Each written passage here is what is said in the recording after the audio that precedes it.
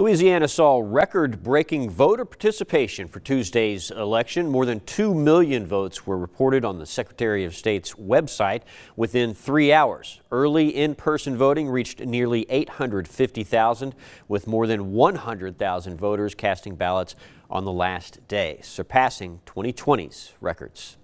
And the race still continues for who will be the next mayor-president of East Baton Rouge Parish after polling numbers came in from last night. NBC Local 33's Deshaun Johnson tells us what the two candidates have in store.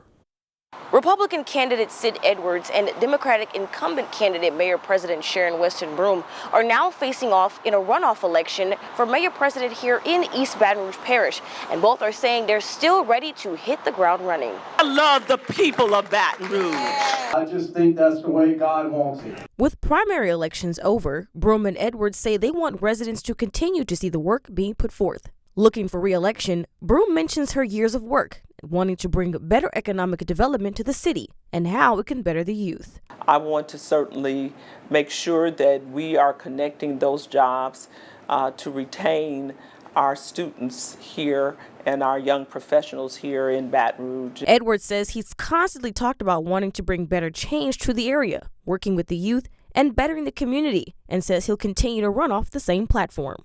I'm running on the belief that those things, the crime and the homelessness and the blight, is a problem. And I'm the element of change to help fix that and make it better.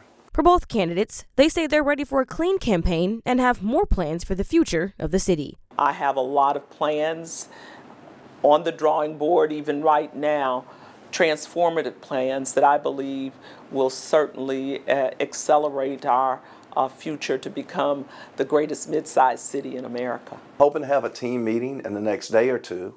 I still work. I'm still the Dean of Students out of Struma, still coaching. So we're going to put it all together and just kind of strategize and get ready to run a wholesome, clean campaign and put the message out.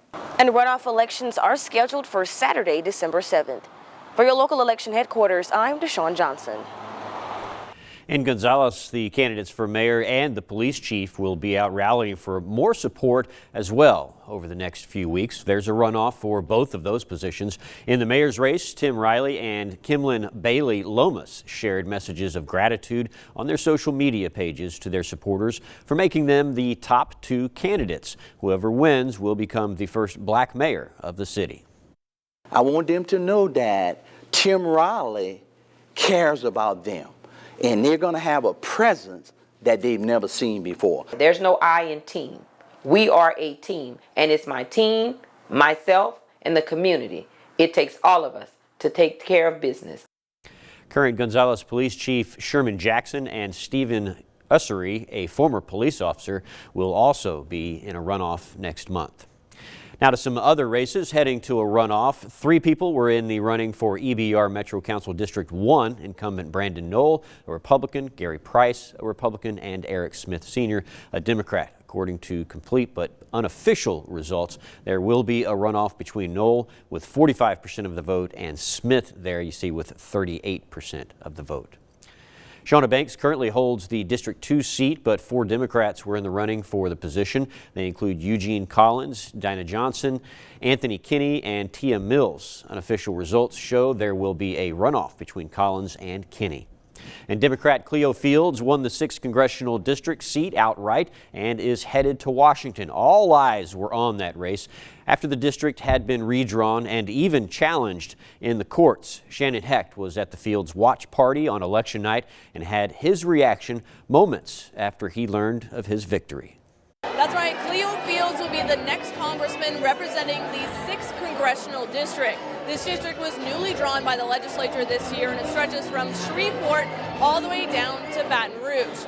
Cleo Fields says that he has worked for 28 years to make it back to Capitol Hill.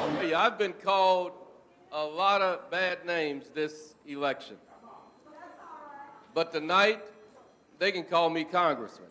Cleo Fields left Congress in the late 90s after his district was ruled a racial gerrymander. Now he returns to Washington in a new district that adds another Democrat to the Louisiana delegation. He says he hopes to continue his work focusing on raising the minimum wage and increasing funding for education that he started all those years ago. You know, that story is so true when that man walked up to me in Opelousas and said, "You're a great man because your daddy was a great man. He was a great congressman."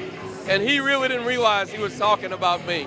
Fields was very grateful for all of the support that he got from all of the elected officials and the community members across the state. He says the work is not over because now on Wednesday he has to go back to the state capitol for the special tax reform session.